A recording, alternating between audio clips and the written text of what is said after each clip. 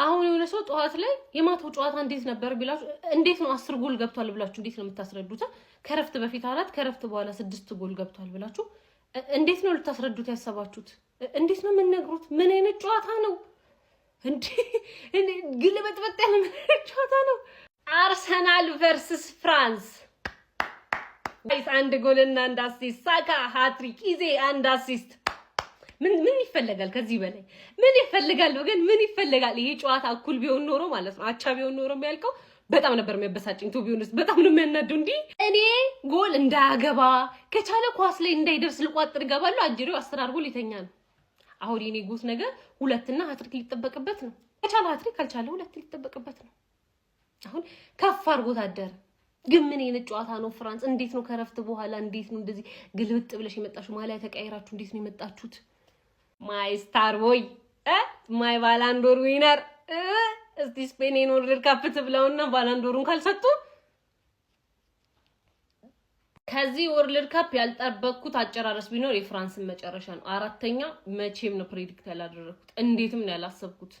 ቢበዛ እስከ 3 ነበር። 4ኛ ያልታሰበ ነው። ግን በዚዳን ተበላይ ይሆናል። ምን ይታወቃል? የዓለም ዋንጫው ምርጡ ጌም ነው ያመለጣችሁ የተኛችሁ ሰዎች ካላችሁ ማለት ነው እንዳትነሱ። ጠዋት ላይ ይሄን ተነስታችሁ ይሄን ቪዲዮ እንዳትዩት። ማን 6-4 ምን አይነት ጨዋታ ነው? ማን ኤንድ ቱ ኤንድ እዚህ ይመጣሉ። እንግላንዶች 4-0 እየመሩ ፈርስት አፎቱ ፈርስት ሃይድሬሽን ብሬክ ሲመጣ ፍራንስ 4-3 አድርገው ጨዋታውን ፍራንስ በቃ እኔ ያሸነፈው ምናምን ብዬ እያሰብኩኝ ነበር። ቤሊንጋም ተቀይሮ ገባ ማለት ነው። የፈጠነ ፔናልቲ ያገኙ። ከዛ እንግላንድ መልሶ 5 አደረጉት። ዴምቤሌ ቀረቀረ መልሶ ቤሊንጋም ሄዶ ሙሉ ሰው እዛ ላክሯን አሸማቀቀ ሄደ። ምን አይነት ኮንፊደንስ ነው ያለው ይሰው? እግዚአብሔር 7 ጎል ደርሷል ማለት ምባፔ 10ኛ ጎሉን አገባ በዚህ ዓለም ዋንጫ ላይ። ኦሊሴ ፔሌን ሪከርድ ሰበረው። ማን ሪከርድ በሪከርድ ተሰባበረ ዛሬ ማለት ነው። ለሶስተኛ በሚደረግ ጨዋታ ላይ እንደዚህ ያክል ጎል ገብቶ አያውቅም ኢን ዘ ሂስትሪ ኦፍ ወርልድ ካፕ ማለት 10 ጎል ምን አይነት ጨዋታ ነው? እግዚአብሔር የተኛችሁ ሰዎች አመልጣችኋል። ሳካ ሃትሪክ ሰራ። ማን ምን አይነት ጨዋታ ነው ያየ ነው? በጣም የሚያምር ጨዋታ ገብቷችኋል። ይሄ ጨዋታ ፋይናል ቢሆን ኖሮ ወይኔ ጉዴ! ምን አይነት ጨዋታ ነው? የተኛችሁ ሰዎች እግዚአብሔርን በጣም ያመለጣችሁ። ምን አይነት ጨዋታ ነው? በለው ጨዋታ ምን ብዬህ ነበረ? ገና ላይን አፑን አይቼማ እንግሊዝ ፈርስት ሃፍ 4 ሰከንድ ሃፍ 2 ፍራንስ ደግሞ ሰከንድ ሃፍ እንዳለ ኤምባፔ 2 ጎል አረደለ 6-4 ማን 10 ጎል። እኔ 9 ጎል ነበር 5-4 ነበር የገመትኩት።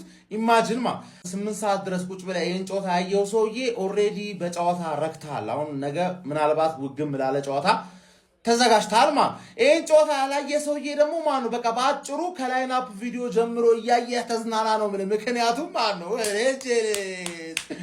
ቶማስ ቱሄል የአርሰናል ተጫዋቾች ቢያገቡ ሳካ ሃትሪክ ቢሰራም በዛ ብደሰትማ ራይስን እንደዛ እያሰቃየ በማጫንተ ምን አይነት ፈረስ ነው ግን? እናቴን ነው እንዳሰጋ ቻምፕ ይሄ ሰውዬ መቼም አይጎዳም። እንዳሰጋ ነው ምን ታረጋለህ መሰለህ?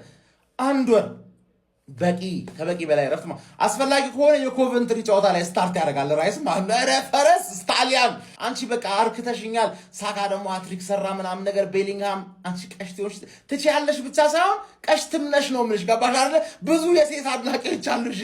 ኳሱ ነገር ለሳካ ኳሱን ሰጠሽው ምናምን አጨራርሰሽ ሎክዋን ኡፓሚካኖን ጀዝባ አረግሻቸው። ኡፓሚካኖ አሲስት አድርጎ ገና ተልጦ ሳይጨርስ ሄደሽ ጨጓራውን በሎንጬ ላጥሽለት ነው የምልሽ። ቤሊንግሃም አትቀደሽ ዘያ ቤሊንግሃምን ካሁን በኋላ የሚናገር ሰው ከኔ መልስ ይጠብቅ። ገባር አንደርሬትድ የሆነ ተጫዋች እንዴት አባቱ እንደሚችል ይሄና ዲክታተሩን በደንብ አድርገህ ሞሪኖ ታስማማቸዋለህ። እርግጠኛ ነኝ ቪኒሺየስ ጁኒየርን ለመድፈኛ ውስጥ በቃ አልተዋሃደም። እሱ አልተዋሃደም።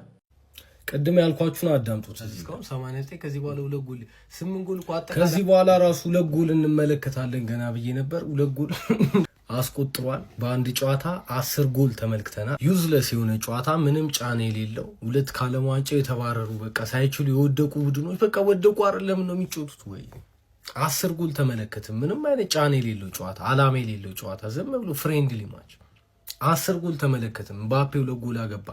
ጁድ ቤሊንጋምን ጎል አስቆጥሯል። ቀድሞ ቢገባ አስቡት። ቅድም እንዳልኳችሁ ነው።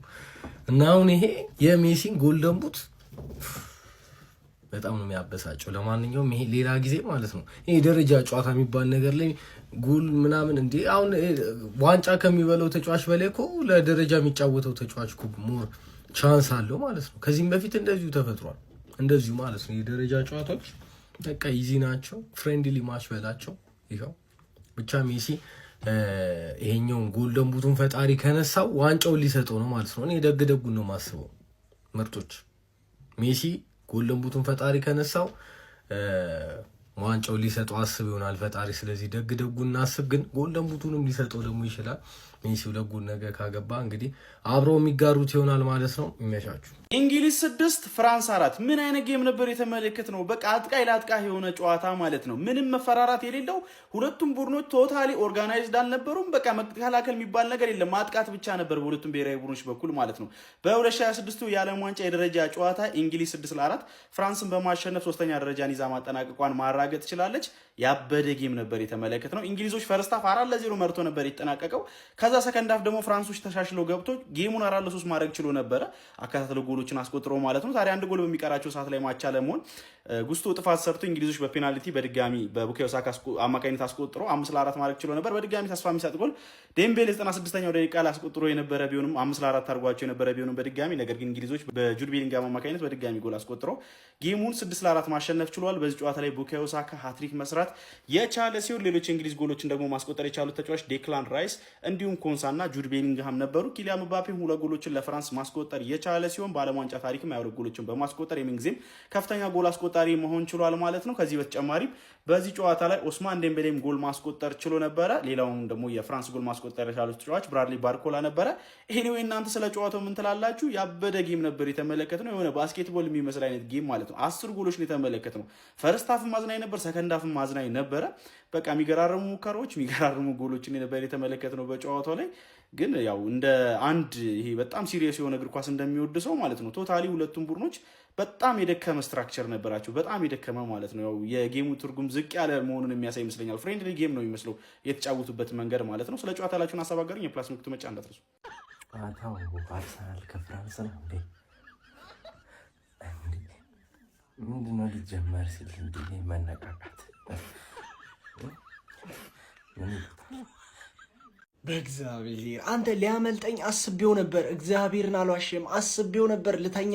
10 ጎል ያለው ጨዋታ 6-4 እኔ ያለማችን ልበለው ምን ልበለው፣ ምርጡን ካምባክ ልናይ 4-0 ፈርስት ሃፍ ኢንግላንድ መርቶ ሰከንድ ሃፍ 4 አቻ ልናይ ፍራንስ ደረሰ ስንል ኢንግላንድ ያርቋል። ይኸውላችሁ 4-3 ደርሰው 5-3 ሆኖ ዴምቤሌ 94ኛ ላይ ምናምን 5-4 አድርጎት ፍራንስ በቃ ኢንግላንድ ላይ የሚገርም ጫና ፕሬስ እያደረጓቸው ምናምን አቻ ለማድረግ ማለት ነው። ቤሊንጋም ሄዶ እዚህ ወርልድ ካፕ ላይ ግን በቃ ሻይን የሚያደርገው ተጫዋች ብዛቱ ቤሊንጋም ብቻውን ይዞ ሄዶ ዘርሮ ቀስ ብሎ ልባቸውን ስብር የሚያደርግ ጎል ውትፍ።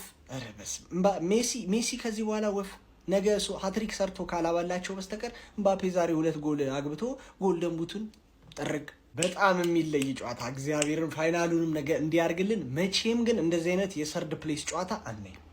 በሰዋም በኢየሱስ ክርስቶስ ምን አይነት ያበደ የጨለለ ሰከንድ ሃፍ ነው አይነት ያለቀለት ሰከንድ ሃፍ ነው የተመለከትነው። በኢየሱስ ክርስቶስ ፈርስት ሃፍ ጭራሽ አልነበሩም ፍራንሶች። ሰከንድ ሃፍ መጡላ ኢንግላንድ አልነበረችም። ይሄን ነው ስላችሁ የነበረው። ቱዌል ጭራሽ ውጤቱን ማስጠበቅ አልቻለም። እዚህ ጋር ደግሞ ስትመለከቱት አንተ ረጉስቱ ያችን ፎል ባትሰራ ደግሞ ወደ ጨዋታው ተመልሷል። እንደዛም ሆኖ ተመልሶ ነበር።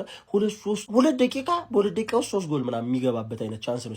ሰከንድ ሃፍ ብቻ 5 ቢግ ቻንስ ፈጥሯል እኮ ነው ማለት ያራዳል።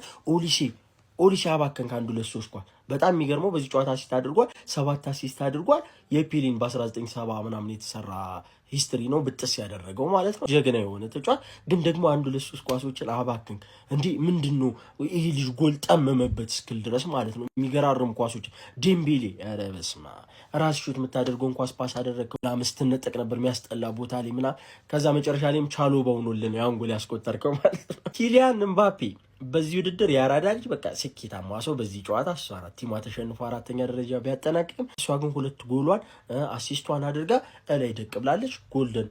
ጎልደን ያራዳ ልጅ ጎልደን ቡቱን ደቅ አድርጋ ተበሏለች። ግን ጎልደን ቦሉን የማሸነፍ እድል በጣም አለው ማለት ነው። በጣም ነው ያለው። ነገ ሜሲ 2 ጎል የማያስቆጠር ከሆነ ለምሳሌ የግሏ ነው ማለት ነው። ያራዳ ልጅ ቤሊንጋም ምን አይነት ድንቅ ጎል ነው ያስቆጠረው መጨረሻ ደቂቃ።